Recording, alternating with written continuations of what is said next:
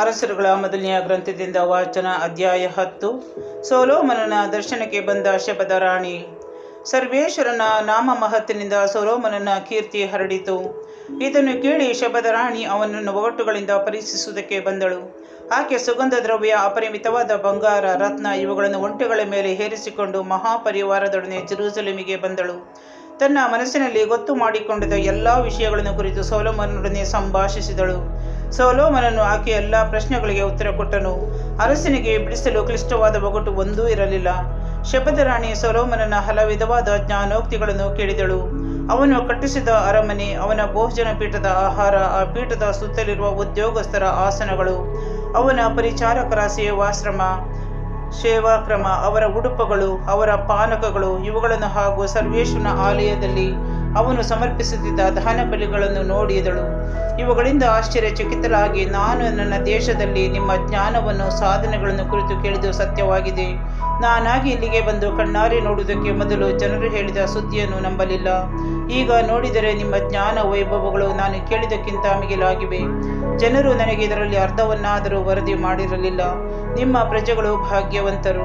ಸದಾ ನಿಮ್ಮ ಸನ್ನಿಧಿಯಲ್ಲಿ ಇದ್ದುಕೊಂಡು ನಿಮ್ಮ ಜ್ಞಾನ ವಾಕ್ಯಗಳನ್ನು ಕೇಳುವ ನಿಮ್ಮ ಸೇವಕರು ಧನ್ಯರು. ನಿಮ್ಮನ್ನು ಮೆಚ್ಚಿ ಇಸ್ರೇಲ್ ಸಿಂಹಾಸನದ ಮೇಲೆ ಕುಳ್ಳಿರಿಸಿದ ನಿಮ್ಮ ದೇವರಾದ ಸರ್ವೇಶ್ವರನಿಗೆ ಸ್ತೋತ್ರವಾಗಲಿ. ಅವರು ಇಸ್ರೇಲರನ್ನು ಸದಾ ಪ್ರೀತಿಸುವವರಾಗಿರುವುದರಿಂದ ಆ ಜನರ ನೀತಿ ನ್ಯಾಯಗಳನ್ನು ಸ್ಥಾಪಿಸುವುದಕ್ಕಾಗಿ ನಿಮ್ಮನ್ನು ಅರಸನನ್ನಾಗಿ ನೇಮಿಸಿದ್ದಾರೆ ಎಂದು ಹೇಳಿದಳು.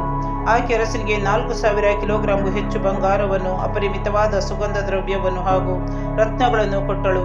ಶಬದ ರಾಣಿ ಅರಸ ಸೊಲೊಮೋನನಿಗೆ ಕೊಟ್ಟಷ್ಟು ಸುಗಂಧ ದ್ರವ್ಯವನ್ನು ಬೇರೆ ಯಾರೂ ಈ ನಾಡಿಗೆ ಕೊಟ್ಟಿರಲಿಲ್ಲ. ಹೀರಾಮನ ಹಡಗುಗಳು ಓಫೀರ್ ದೇಶದ ಬಂಗಾರ ಮಾತ್ರವಲ್ಲ, ಸುಗಂಧದ ಮರವನ್ನು, ರತ್ನಗಳನ್ನು ರಾಶಿ ರಾಶಿಯಾಗಿ ತಂದವು.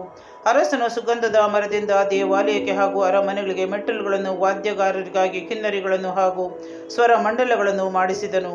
ಆಗ ಬಂದಷ್ಟು ಸುಗಂಧದ ಮರ ಇಂದಿನವರೆಗೂ ಬರಲಿಲ್ಲ ಮತ್ತು ಯಾರೂ ಅಷ್ಟನ್ನು ಕಾಣಲೇ ಇಲ್ಲ. ಅರಸ ಸೊಲೊಮೋನನು ಶಬದ ರಾಣಿಗೆ ತಾನಾಗಿ ರಾಜ ಮರ್ಯಾದೆಯಿಂದ ಕೊಟ್ಟ ವಸ್ತುಗಳನ್ನಲ್ಲದೆ ಆಕೆ ಕೇಳಿದವುಗಳನ್ನೆಲ್ಲ ಕೊಟ್ಟು ಬಿಟ್ಟನು. ಆನಂತರ ಆಕೆ ತನ್ನ ಪರಿವಾರದೊಡನೆ ಸ್ವದೇಶಕ್ಕೆ ಹೊರಟು ಹೋದಳು. ಸೊಲೊಮೋನನ ಐಶ್ವರ್ಯ. ಸೊಲೊಮೋನನಿಗೆ ದೇಶಾಂತರ ವ್ಯಾಪಾರಿಗಳು, ವರ್ತಕರು, ಅರೇಬಿಯಾದ ಅರಸರು ಹಾಗೂ ಪ್ರದೇಶಾಧಿಪತಿಗಳು ತರುತ್ತಿದ್ದ ಬಂಗಾರವಲ್ಲದೆ ಪ್ರತಿ ವರ್ಷ ಸುಮಾರು 23,000 ಕಿಲೋಗ್ರಾಂ ಬಂಗಾರ ದೊರಕುತ್ತಿತ್ತು. ಅರಸ ಸೊಲೊಮೋನನು ಬಂಗಾರದ ತಗಡಿನಿಂದ 200 ಗುರಾಣಿಗಳನ್ನು ಮಾಡಿಸಿದನು. ಪ್ರತಿಯೊಂದು ಗುರಾಣಿಗೆ ಸುಮಾರು 7 ಕಿಲೋಗ್ರಾಂ ಬಂಗಾರ ಹಿಡಿಯಿತು. ಅವನು ಬಂಗಾರದ ತಗಡಿನಿಂದ 300 ಖೇಡ್ಯಗಳನ್ನು ಮಾಡಿಸಿದನು.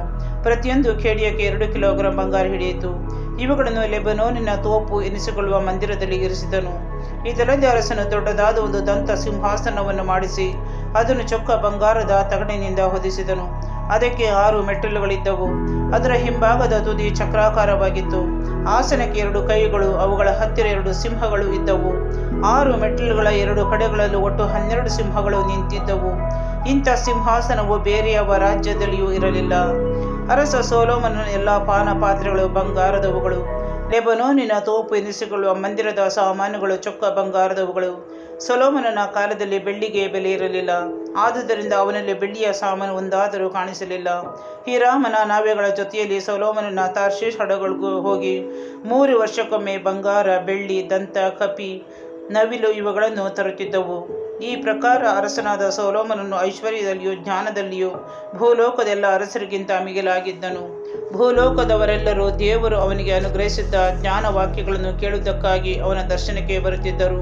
ಅವರೆಲ್ಲರೂ ಅವನಿಗೆ ವರ್ಷ ಬೆಳ್ಳಿ ಬಂಗಾರದ ಸಾಮಾನು, ಉಡುಪು, ಯುದ್ಧಾಯುಧ, ಸುಗಂಧ ದ್ರವ್ಯ, ಕುದುರೆ, ಹೇಸರಗತ್ತೆ ಇವುಗಳನ್ನು ಕಾಣಿಕೆಯಾಗಿ ಕೊಡುತ್ತಿದ್ದರು. ಸೊಲೊಮೋನನು ರಥಗಳನ್ನು, ರಾಹುತರನ್ನು ಸಂಗ್ರಹಿಸುತ್ತಿದ್ದನು. ಅವನ ರಥಗಳು 1,400, ರಾಹುತರು 12,000. ಇವುಗಳಲ್ಲಿ ಕೆಲವನ್ನು ಜೆರೂಸಲೇಮಿನಲ್ಲಿ ತನ್ನ ಬಳಿಯಲ್ಲಿ ಇರಿಸಿದ್ದನು. ಉಳಿದವುಗಳನ್ನು ರಥಗಳಿಗಾಗಿಯೇ ನೇಮಿಸಿದ ಪಟ್ಟಣಗಳಲ್ಲಿ ಇರಿಸಿದ್ದನು. ಅವನ ಕಾಲದಲ್ಲಿ ಜೆರೂಸಲೇಮಿನಲ್ಲಿ ಬೆಳ್ಳಿಯು ಕಲ್ಲಿನಂತೆ ಹಾಗೂ ದೇವದಾರು ಮರಗಳು ಇಳಕಲ್ಲಿನ ಪ್ರದೇಶದಲ್ಲಿ ಬೆಳೆಯುವ ಅತ್ತಿ ಮರಗಳಂತೆ ವಿಪುಲವಾಗಿದ್ದವು. ಅರಸ ಸೊಲೊಮೋನನ ಕುದುರೆಗಳು ಈಜಿಪ್ಟ್ ದೇಶದವುಗಳು. ಅವನ ವರ್ತಕರು ಅವುಗಳನ್ನು ಹಿಂಡುಗಟ್ಟಲೆಯಾಗಿ ಕೊಂಡುಕೊಂಡು ಬರುತ್ತಿದ್ದರು. ಈಜಿಪ್ಟ್ ದೇಶದಿಂದ ರಥಗಳನ್ನು, ಕುದುರೆಗಳನ್ನು ತರಿಸಬೇಕಾದರೆ ಪ್ರತಿಯೊಂದು ರಥಕ್ಕೆ 600 ಬೆಳ್ಳಿ ನಾಣ್ಯಗಳನ್ನು, ಕುದುರೆಗೆ 150 ಬೆಳ್ಳಿ ನಾಣ್ಯಗಳನ್ನು ಕೊಡಬೇಕಾಗಿತ್ತು. ಅವು ಹಿತ್ತಿಯರ ಹಾಗೂ ಸಿರಿಯದವರ ಎಲ್ಲ ಅರಸರಿಗೆ ಇವರ ಮುಖಾಂತರವೇ ಮಾರಾಟವಾಗುತ್ತಿದ್ದವು.